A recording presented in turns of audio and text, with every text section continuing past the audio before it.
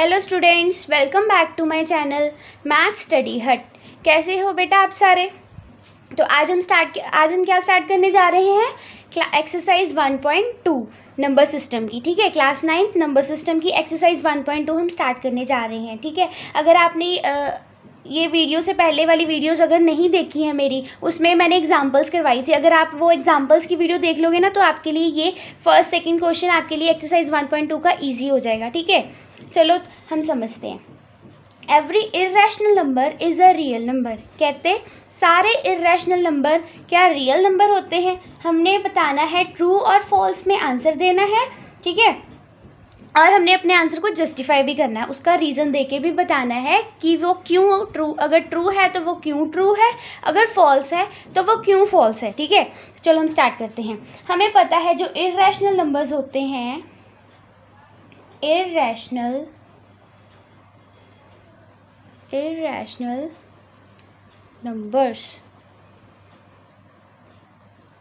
Numbers कौन से होते हैं? जो पी अपॉन क्यू की फॉर्म में ना हो। ठीक है, जो पी अपॉन क्यू की फॉर्म में ना हो। ठीक है, जो पी अपॉन क्यू की फॉर्म में होते हैं वो तो हो जाते हैं रैशनल नंबर्स। ठीक है, तो जो पी अपॉन क्यू की फॉर्म में ना हो वो होते हैं हमारे इर्रेशनल नंबर्स। ठीक है, और रियल नंबर्स क्या होते हैं? पहले हम दोनों नंबर्स को देख लेते हैं ना, समझ लेते हैं कि वो होते क्या हैं। ठीक है, रियल नंबर्स कौन से नंबर्स होते हैं? जो 1 से स्टार्ट होते हैं, 1 2 3 4। ठीक है, तो ये वाले नंबर होते हैं रियल नंबर्स को। और हम ऐसे भी बोल सकते हैं कि collection of both real numbers क्या होते हैं? Collection of both rational and irrational numbers. ठीक है, हम इर्रेशनल नंबर्स को कैसे डिफाइन करते हैं? जो पी अपॉन क्यू की फॉर्म में एक्सप्रेस नहीं हो सकते। ठीक है, जैसे कि आप एग्जांपल ले लो, √6 + 2। ठीक है, कुछ ऐसे मतलब जो कि पी अपॉन क्यू की फॉर्म में ना आए। ठीक है, और रियल नंबर्स कौन से number? Collection of both rational and irrational numbers. मतलब कि जो रियल नंबर्स हैं उसमें एक रैशनल नंबर्स भी होते हैं। ठीक है, और इर्रेशनल नंबर्स भी होते हैं। मतलब जो रियल नंबर होता है वो इन दोनों को मिला के बनता है, रैशनल को और इर्रेशनल को। पर ये कह रहे हैं every irrational number is a real number. कहते जो सारे इर्रेशनल नंबर्स हैं वो रियल नंबर्स होते हैं। तो हम कह सकते हैं हाँ ये स्टेटमेंट सही है, ट्रू है। क्योंकि देखो रियल नंबर्स जो होते हैं वो रैशनल और इर्रेशनल दोनों को मिला के बनते हैं। मतलब रियल नंबर्स में सारे रैशनल भी आ जाते हैं और सारे इर्रेशनल भी आ जाते हैं। वो यही तो कह रहे हैं कि every irrational number is a real number. तो ये हमारी स्टेटमेंट होगी ट्रू। ठीक है, तो ये हमारी स्टेटमेंट हो गई true.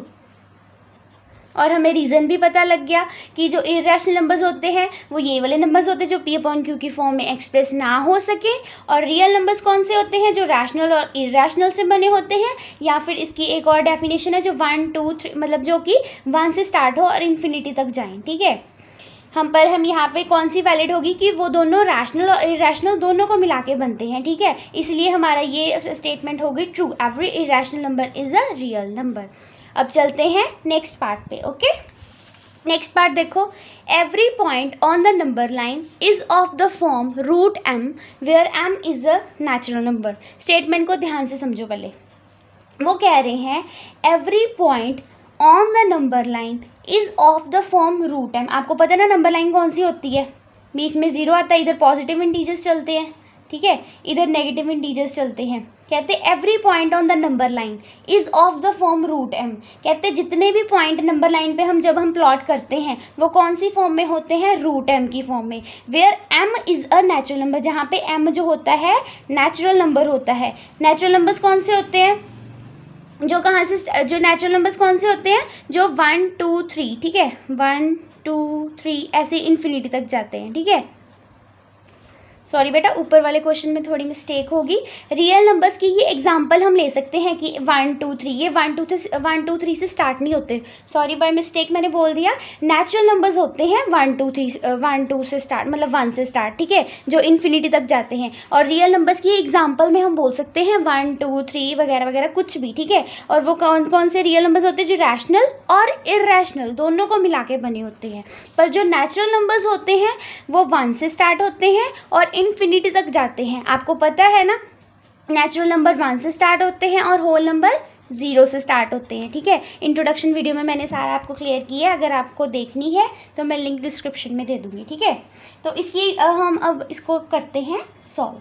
Every point on the number line is of the form root M where M is a natural number. कहते हैं जो भी पॉइंट हम लेंगे नंबर लाइन पे वो कौन सी फॉर्म में होता है, रूट एम की फॉर्म में, और जो m है वो नेचुरल नंबर है। हम इन्होंने कहा है कि जो भी हम यहाँ पे पॉइंट लेंगे वो रूट m की फॉर्म में होगा, जबकि जो m होगा वो हमेशा नेचुरल नंबर होगा, ठीक है। तो हमें ये देखना है कि जब भी हम रूट m की फॉर्म में इसको लेते हैं नंबर लाइन पे किसी भी पॉइंट को, तो जो m है वो क्या हमेशा नेचुरल नंबर आता है, ठीक है। अब हम करके देख लेते हैं, ओके।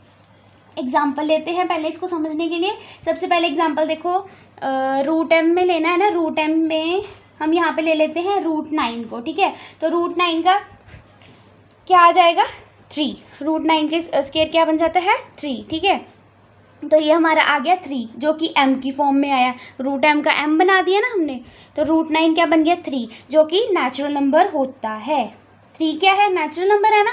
नेचुरल नंबर कौन से होते हैं, जो 1 से स्टार्ट होते हैं इन्फिनिटी तक जाते हैं, पॉजिटिव मतलब जा रहे हैं सारे, ठीक है। 1 2 3 4, ओके। तो अब अगली एग्जांपल लेके देखते हैं, कोई और लेते हैं।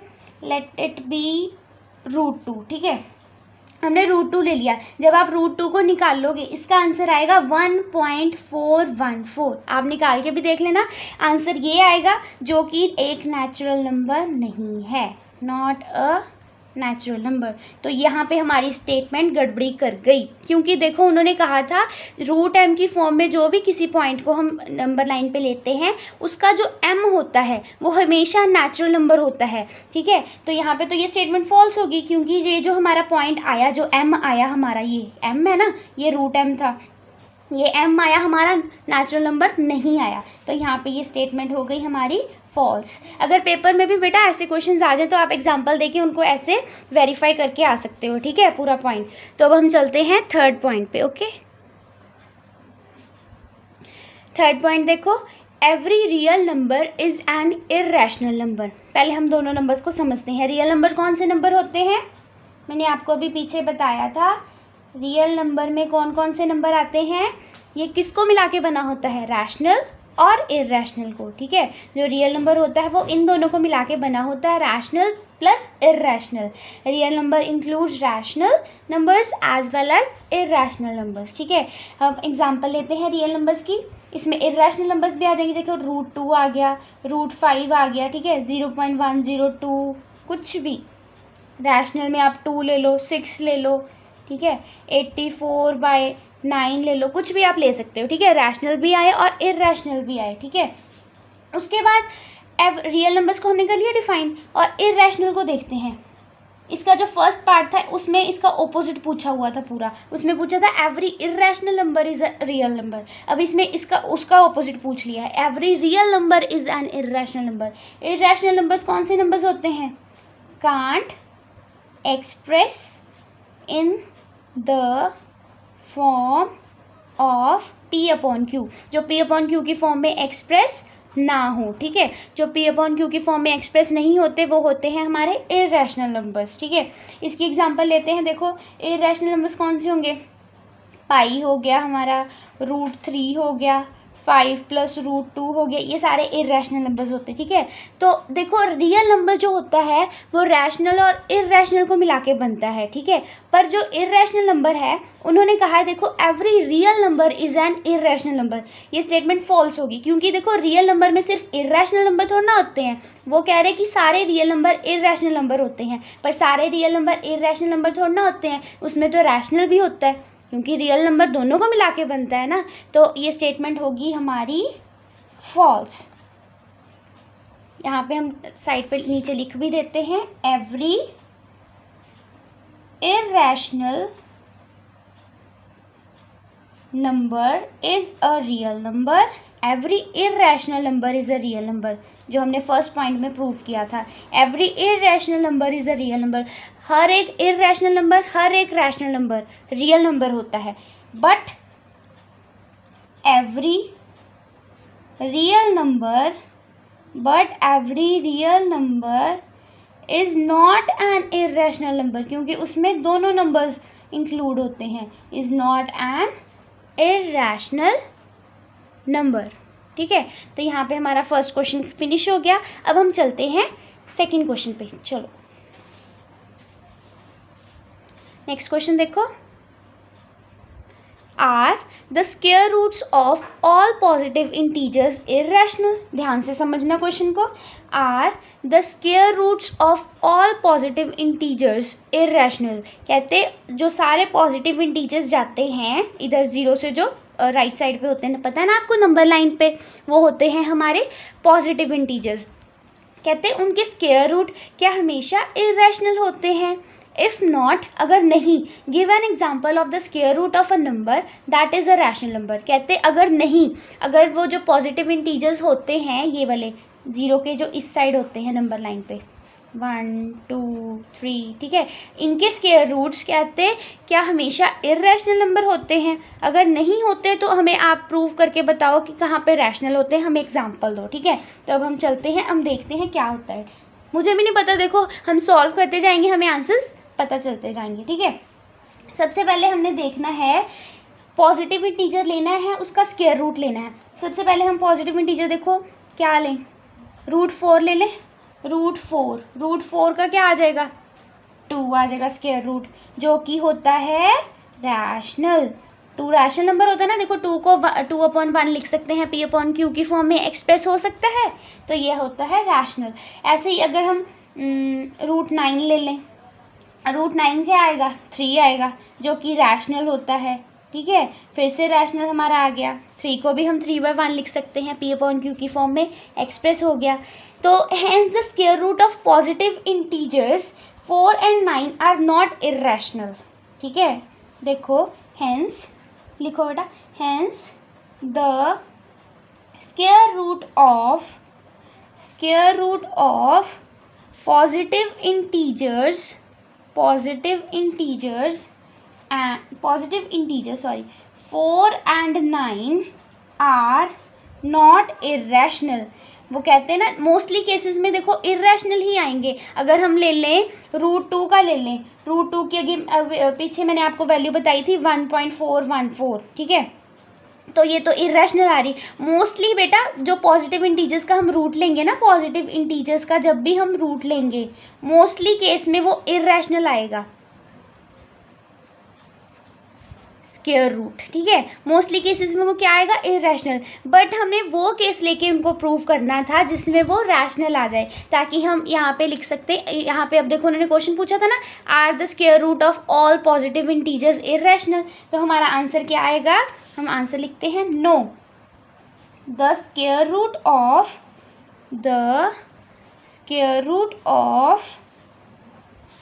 ऑल पॉजिटिव इंटीजर्स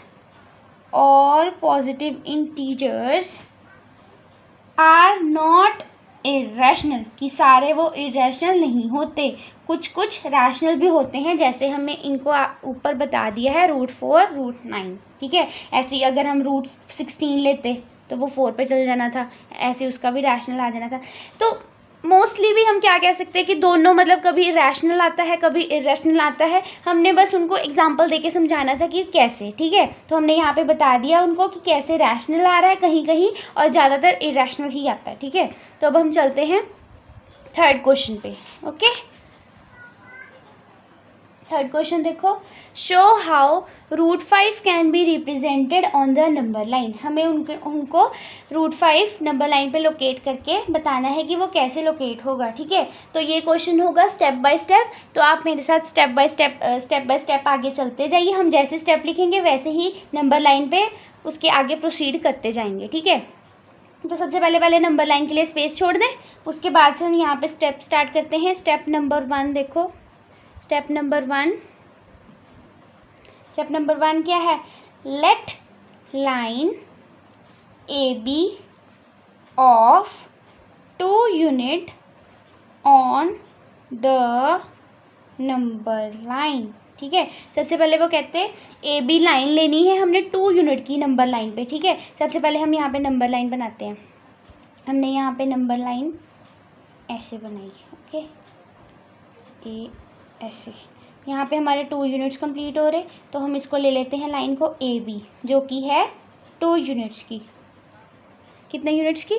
2 यूनिट्स की हमने ए बी लाइन एक ड्रॉ कर ली, ठीक है। उसके बाद देखो क्या कह रहा है, उसके बाद हमने पॉइंट लिखना है। स्टेप नंबर 2 लिखो मेरे साथ।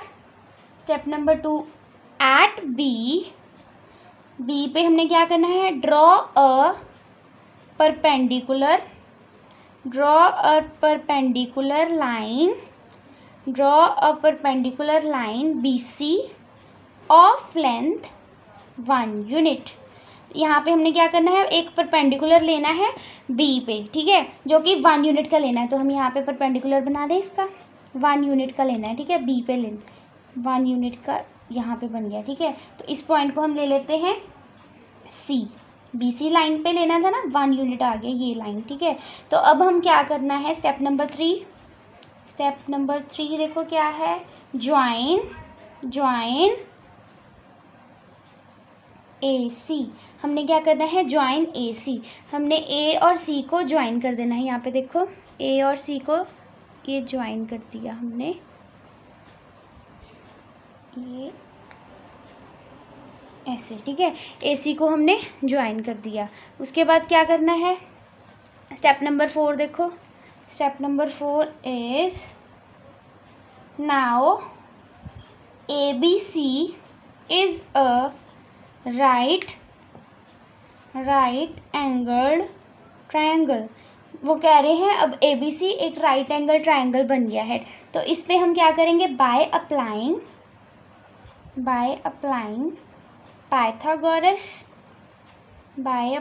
पाइथागोरस थ्योरम, हमने इस पे पाइथागोरस थ्योरम अप्लाई करनी है हमारी AC की वैल्यू निकालने के लिए। AB की वैल्यू हमारे पास है, BC की भी है, हमने AC की वैल्यू निकालनी है, ठीक है। तो AC की वैल्यू निकालने के लिए AB square plus BC square is equal to AC square. AB क्या है, AB देखो क्या है, AB है हमारी 2 का स्क्वायर, BC क्या है 1 का स्क्वायर, AC स्क्वायर, 2 का स्क्वायर 4, 1 का स्क्वायर 1, AC स्क्वायर, 4 + 1 5, और AC का स्क्वायर इधर आ जाएगा रूट। AC की वैल्यू हमारी आ गई √5। तो अब हमने देखो क्या करना है, हमारी AC की वैल्यू आ गई √5, ओके। AC की वैल्यू क्या आई, √5। तो अब देखो हमने क्या करना है, most important step is step number 5। Step number 5 देखो बेटा, टेकिंग, ये पॉइंट थोड़ा सा लेंथी है तो मेरे साथ साथ लिखते जाओ और समझते जाओ। Taking AC as a radius and A as a center, taking AC as a radius and A as a center, draw an arc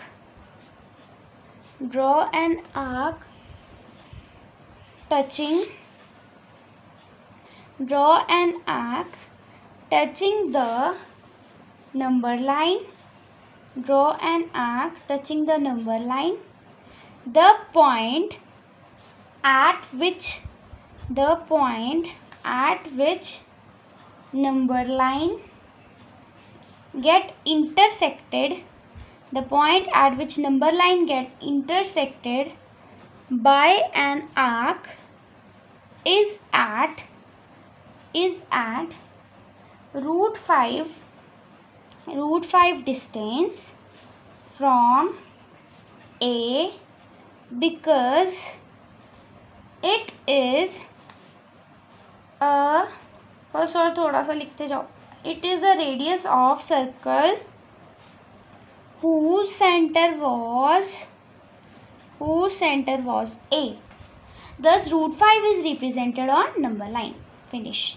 Thus √5 is represented on number line. अब इस पॉइंट को मेरे साथ पढ़ो। टेकिंग AC, अब देखो, taking AC as a radius, AC को हमने रेडियस लेना है, ठीक है। Taking AC as a radius and A as a centre, draw an arc touching the number line. इसको हमने देखो कैसे लेना है, AC को रेडियस लेना है और A पर हमने कंपास रखनी है। AC को रेडियस लेते लेते ऐसे हमने आर्क कट करनी है, यहाँ पे हमने ऐसे आर्क कट करनी है, ठीक है। यहाँ पे ऐसे कंपास रखनी A पे, पेंसिल से इसको आर्क को टच कराना है, यहाँ पे कट करवानी है, इंटरसेक्ट करवानी है नंबर लाइन पे। और जिस पॉइंट पे नंबर लाइन पे वो इंटरसेक्ट करगी वहाँ से लेके A तक का डिस्टेंस हो जाएगा हमारा √5, ठीक है। A तो चलो हमने 0 रखा समझो, ठीक है, वहाँ से तक का हो जाएगा √5 distance. The point at which number line get intersected by an arc is at √5 distance from A because it is a radius of circle whose center was A. Thus √5 is represented on number line. आपको समझ आई? अब हम इसको intersect करवाते हैं, ठीक है। देखो कैसे करना है हमने। AC को हमने क्या लेना है, रेडियस, ठीक है। एक सेंटर, जैसे कि हमने सर्कल एक लिया, उसकी रेडियस है AC, ठीक है, और A उसका सेंटर है, तो उस पर हमने ऐसे आर्क बनानी है, नंबर लाइन पे इंटरसेक्ट करवानी है। देखो ऐसे आर्क हमारी कट करगी यहाँ पे, ठीक है। तो जिस पॉइंट पे वो कट करी तो वो पॉइंट हो जाएगा √5। जैसे हमने इस पॉइंट को ले लिया P, तो AP का डिस्टेंस, A और P का डिस्टेंस, यहाँ पे कट करी ना ये P पॉइंट पे, तो AP का डिस्टेंस हमारा आ गया √5। AP का हमारा डिस्टेंस क्या आया, √5। 10 हमारी ये लोकेट हो गई। 10 √5 can be is represented on the number line. हमने उनको बता दिया कैसे रिप्रेजेंट करते हैं। तो अब हम चलते हैं 4th क्वेश्चन पे। 4th क्वेश्चन देखो बेटा, उसमें हमें कह रहे हैं, उसमें देखो क्या करना है, उन्होंने ये ऐसा हमें कुछ डायग्राम दिया हुआ है। देखो उन सबसे पहले समझो इस डायग्राम को कैसे करना है। ये देखो यहाँ तक का हमारा उन्होंने पहले दिया 1 यूनिट का, 1 सेंटीमीटर आप ले लो, 1 सेंटीमीटर का ये डिस्टेंस है, ठीक है। उसके बाद ये भी 1 सेंटीमीटर का उन्होंने लिया, ये जो परपेंडिकुलर लिया ये भी 1 सेंटीमीटर का लिया, ठीक है। तो 1 सेंटीमीटर जब उन्होंने पाइथागोरस थ्योरम लगाई तो ये बन गया √2, ये बन गया √2। उसके बाद फिर उन्होंने यहाँ से एक और परपेंडिकुलर लिया इस पॉइंट से, उसका भी 1 सेंटीमीटर लिया, सॉरी देखो उसका भी 1 सेंटीमीटर लिया। फिर √2 और 1 का क्या डिस्टेंस बन गया, √3 बन गया जब पाइथागोरस लगाई। उसके बाद ये √3 था, फिर उन्होंने यहाँ पे 90 डिग्री पे 1 सेंटीमीटर लिया परपेंडिकुलर, तो ये बन गया √4। ऐसा ही देखो अब हम आगे मैं आपको करके बताती हूँ। इन्होंने फिर यहाँ पे जाके हमने लेना है, अगर आप D से बनाओगे तो इजीली बन जाएगा। जैसे हमने यहाँ पे जाके फिर से एक परपेंडिकुलर ड्रॉ करना है, वो किधर को ड्रॉ होगा, ये वाली लाइन पे, √4 जो हमारा आया ना, इधर फिर से हमने एक परपेंडिकुलर ड्रॉ करना है इधर को, D से इजी बन जाएगा बेटा। 1 सेंटीमीटर का ही हम ले लेते हैं वो भी, ठीक है, 1 सेंटीमीटर का यहाँ तक, तो ये फिर से हमारा 1 सेंटीमीटर बन गया। तो अब देखो √4 और √1 का जब आप पाइथागोरस लगाओगे √4 और √1 पे, उसका पाइथागोरस जब आप लगाओगे तो उसका आंसर क्या आएगा, √4 का स्क्वायर 4 + 1 का स्क्वायर 1, 4 + 1 5, जो भी उधर स्क्वायर होगा वो इधर आके, जैसे कि मान लो ये AB था, ठीक है, AB स्क्वायर आके इधर AB क्या बन जाएगा, √5 बन जाएगा ना। तो यहाँ पे हमारा क्या बन गया अब, √5। इसको हमने मैच कर देना, इधर ज्वाइन कर देना है, ओके। इधर इसको हमने ऐसे ज्वाइन कर दिया। फिर देखो इन्होंने क्या करना, फिर देखो वैसे ही हमने करना है, यहाँ पे फिर हमने एक पाइथागोरस बनाना है, ठीक है, सॉरी परपेंडिकुलर बनाना है 1 सेंटीमीटर का। यहाँ पे हमने परपेंडिकुलर फिर से जो बनाया 1 सेंटीमीटर का, तो ये √4 और √4 सॉरी ये √5 आ गया था ना हमारा, √4 और √1 का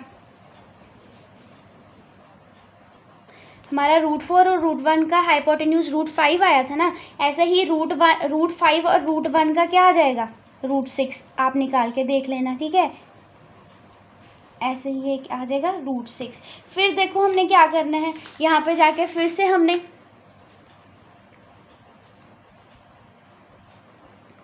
ठीक है, अब आपको क्लियर हो जाएगा ज़्यादा। तो यहाँ पे जाके फिर से हमने एक परपेंडिकुलर बनाना है 1 सेंटीमीटर का। D से बेटा इजी हो जाएगा, एट ए टाइम अवेलेबल ना होने के कारण ये स्केल से बनाना पड़ रहा है। यहाँ पे हमने फिर से 1 सेंटीमीटर लेना है यहाँ तक का, ठीक है, ये फिर से हमने ले लिया 1 सेंटीमीटर। और जब आप √6 और 1 का हाइपोटेन्यूज निकालोगे तो वो बन जाएगा √7। क्या बन जाएगा? √7। ये हमारा आ जाएगा √7। ठीक है, ऐसे ही हमने चलते जाना, एक स्पायरल सा जैसे बन जाएगा शेप का। ठीक है, तो फिर यहाँ पे हमने जाके क्या करना है, यहाँ पे जाके फिर से हमने एक परपेंडिकुलर लेना है। इसका परपेंडिकुलर इधर को जाएगा। 1 सेंटीमीटर का हमने परपेंडिकुलर लिया, ऐसे देखो बेटा, ऐसे परपेंडिकुलर लिया 1 सेंटीमीटर का। √7 और 1 की हाइपोटेन्यूज क्या आएगी?